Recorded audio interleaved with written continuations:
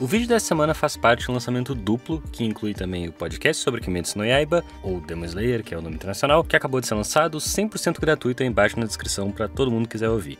Nele eu traço uma linha temporal bem mais detalhada sobre o momento histórico em que a autora decide localizar a obra dela, um período de mais ou menos uns 15 anos no começo do século XX, não só bastante específico do Japão, como também de bastante turbulência no resto do mundo. Como eu explico lá, é nessa mesma época que desemboca a Primeira Guerra e a Revolução Proletária Russa, não por acaso pro mangá um período de primeiros passos de tomada de consciência política, social, de debate sobre as desigualdades e o lugar do proletariado. Eu explico melhor tudo isso no podcast. A gente falou sobre um monte de outras coisas, é mais de 1 hora de conversa, mas para esse vídeo aqui o importante é o ponto de como a autora usa desse recorte histórico para acentuar alguns retratos quase anacrônicos, principalmente no que diz respeito às relações de trabalho dentro do mangá, e como essas temáticas existem não só ali, mas são compartilhadas por outras obras contemporâneas a Kimetsu, como o atual sucesso Jujutsu Kaisen e um dos últimos queridinhos da Shonen Jump, Chainsaw Man. Shonen é uma denominação não exatamente de um gênero, mas de uma demografia. Diz respeito a mangás que são lançados no Japão, primeiro em revistas voltadas ao público adolescente masculino, mas que obviamente podem ser lidas por pessoas de qualquer gênero e idade. Essas 3 obras têm em comum não só o fato de todas serem shonens, mas também terem saído todas, chegando a ser publicadas simultaneamente na mesma edição, na maior revista de quadrinhos do mundo, como o Gabriel muito bem lembra no podcast. A princípio elas têm ambientações completamente diferentes, apesar de premissas mais ou menos parecidas, de caça-demônio e tal, mas uma se passando no Japão Império ainda, e as outras 2 bem mais modernas. Mas eu achei pelo menos curioso como alguns temas acabam aparecendo mais ou menos discretamente nos 3 títulos. Vamos começar com Kimetsu no Yaiba. Tem uma sequência que eu amo e comentei rapidinho no podcast sobre esse personagem aqui, o Murata-san, que conta pro Tanjiro como foi ter que passar o relatório pros Hashiras, os superiores dele no caso, sobre o que rolou no arco logo anterior.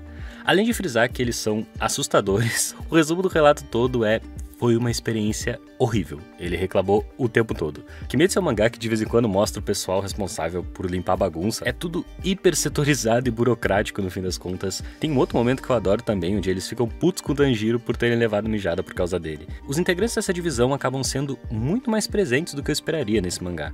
Um deles, o Gotou, chega até a protagonizar um capítulo no volume 12 e é demais a experiência de um empregado comum explodindo de raiva de ter que lidar com as excentricidades desse bando de espadachim ultra poderoso dificultando o trabalho dele. Esse cara poderia ser muito mais coadjuvante em uma outra história, mas acredito que ele se sente até conectado ao Tanjiro, que de uma forma ou outra também acaba fazendo parte dessa organização das coisas. Tem esses pássaros que acompanham eles e estão sempre passando missão atrás de missão. Chega um ponto que o Tanjiro fica até impressionado, tipo, o quê? A gente pode descansar dessa vez? E apesar do mangá dizer que eles, enquanto caçadores de demônios, não são exatamente uma organização aprovada pelo governo, as jornadas de cumprimento da função, digamos assim, são super exaustivas. E se alguns dos maiores exemplos de mangás da geração passada começavam com aquela narração em terceira pessoa, já desenhando o mundo onde a história se passaria, Jujutsu Kaisen abre com uma página de ordem de serviço, digamos assim. Não pode voltar até coletar o objeto. Recebe o personagem já contendo a raiva. Os caras literalmente estudam numa escola técnica de Jujutsu, ou feitiçaria na tradução aqui do Brasil, e também rola umas piadinhas com essas dinâmicas de escritório. O cara ficando motivado quando alguém diz que realizando trabalho X pode ajudar naquela recomendação pros superiores, ou mesmo o foco em empregados com funções menos românticas do que matar demônio. Mas aqui tem arcos inteiros onde essa discussão é o coração da coisa. O Nanami-kun, ele aparece logo nos primeiros volumes, é um ex-assalariado que não gosta de como os superiores agem, mas diz respeitar o regulamento. Mais uma vez, a princípio esse mangá é lançado em uma revista para jovens no Japão, mas esse personagem surge com esse discurso. Os fios de cabelo caídos no travesseiro aumentam, ou seu pão predileto não é mais vendido na loja de conveniência, é o acúmulo dessas pequenas desesperanças e não simplesmente superar alguns perigos que te transformam em um adulto. Em certo momento a gente descobre que ele já tinha parado de caçar demônios no passado. Nesse período, ele fugia de situações desse tipo e foi parar em uma empresa de investimentos. O Nanami diz que nunca foi do tipo de pessoa que ligava para essas coisas de motivação, razão de viver. Ele queria juntar dinheiro até os 40 anos e aproveitar o resto da vida sem estresse em um país de baixo custo de vida. Durante 4 anos, ele só pensava em dinheiro. Com dinheiro, poderia ficar longe de maldições e pessoas. Certo dia, na padaria que vendia seu pão predileto, a atendente pergunta se ele tem dormido direito. Com a aparência abatida, cheio de olheira, ele comenta que ela também parece estar bem cansada. A menina responde que sente os ombros pesados, tem tido sono bem leve ultimamente. No momento de espontaneidade, tomada de consciência, Nanami deixa escapar. Meu trabalho é pegar o dinheiro de pessoas ricas e fazer com que fiquem ainda mais ricas. Sinceramente, ninguém sentiria falta se não existisse. Mas quem quer comer pão sentiria falta se os padeiros não existissem, né? Não sei porquê, mas acabei saindo desse ciclo humano. Acho que o pagamento é melhor no meu trabalho.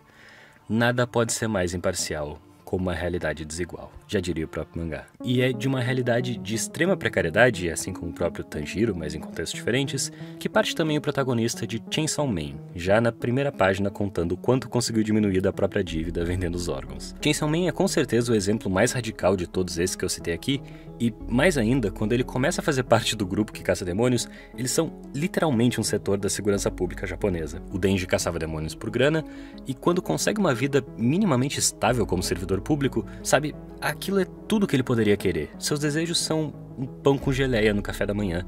Ele também não tem uma grande razão para viver. O que pode ser normal para algumas pessoas, isso não passava de um sonho para ele. E eu digo que Chainsaw Man é um exemplo mais radical, não só pelas rupturas que ele propõe com o modelo do shonen, mas por, do começo ao fim, ser sobre essas relações de contrato, como elas nos desumanizam e todo o processo de tomada de consciência do Denji, que passa por um grande exercício de empatia em vários momentos, se tornando mais sobre as relações do que sobre as recompensas, que poderia ser o ponto de partida.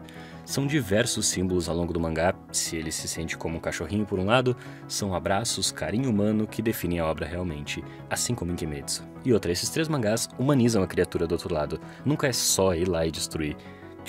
Só um pouco, talvez, mas se o vilão de Kimetsu, por exemplo, diz ser contra a mudança e governa através do medo, ao mesmo tempo em que sente medo ele mesmo de que os subalternos se unam porque assim teriam força para derrotar ele, um discurso super antirrevolucionário, vai ser dito sobre um personagem central de Chainsaw Man que essa também só sabia basear suas relações no medo e por isso nunca pôde de fato entender o que é família.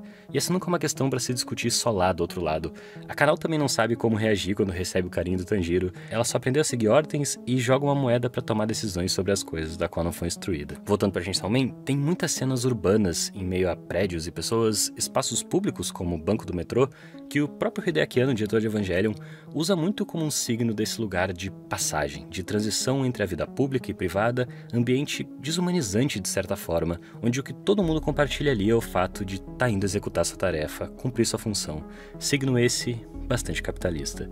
Histórias com grupos super hierarquizados dentro do shonen de porradinha não são novidade. Mesmo em Naruto, em Bleach, em Cavaleiros, em um monte de lugar tu encontra isso. Eu também não tô dizendo que esses 3 mangás são os primeiros a escancararem com ainda mais ênfase esses temas pós-capitalistas que eu tô citando aqui, mas inclusive outros arquétipos que já existiam no shonen e sempre foram bem fortes, do personagem Yankee que não respeita a ordem, por exemplo, dá pra ver demais como o Inosuke jamais existiria sem um Zaraki antes, só que caras rebeldes e subversivos como Gojo de Jujutsu são ainda mais interessantes frente a esse recorte social todo, que agora definitivamente se apresentam não como elementos tangenciais, mas intenções diretas de seus autores. Autores que cresceram depois dos anos 90, depois dos anos de crise imobiliária e financeira no Japão. São autores e autoras que cresceram vendo o país discutindo cada vez mais relações de trabalho, suas jornadas excessivas, sem todo aquele deslumbramento do boom econômico, do milagre econômico japonês, que foram os anos de crescimento absurdo pós-Segunda Guerra. Econômica e humanamente, os anos seguintes ao boom cobraram muito do Japão. Uma crise que não só foi resultado dos anos de especulação anteriores,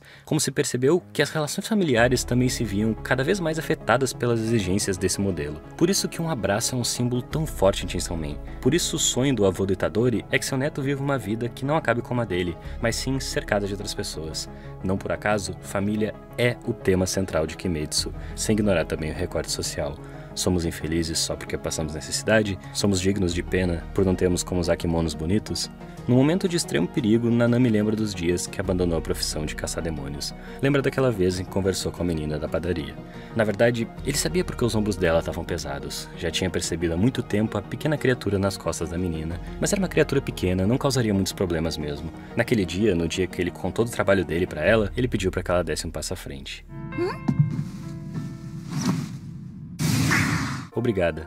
Volte sempre. Foram aquelas palavras, aquele pequeno momento de conexão humana que ele tinha ignorado tanto ultimamente que fez o Nanami mudar de ideia. Ele nunca achou que fosse o tipo de pessoa que se importaria com uma razão de viver. E, mesmo que agora pudesse estar prestes a morrer, diz que já recebeu bastante. Não o dinheiro daquela empresa, que quase sugou todas as energias dele, que pouco importava para as pequenas trocas em comunidade, mas gratidão. A convicção do Nanami, depois de voltar à antiga profissão, mesmo que lutar contra demônios possa colocar ele em situações como essa, de vida ou morte, não tenho arrependimentos. E escutem o podcast de Kimetsu, meu nome é Henrique, lá a gente desenvolve mais o tema sobre família, fala de linguagem, personagem, desenvolvimento, a gente cita outros mangás lá, é bem mais amplo e vai estar aí na descrição junto com aqueles linkzinhos pra vocês irem atrás do mangá. Comprando pelos nossos links, vocês ajudam muito o canal. Compartilha, esse é um vídeo bem diferente que eu não faço ideia de como o algoritmo vai reagir. Curte, comenta, se inscreve se é novo aqui e até!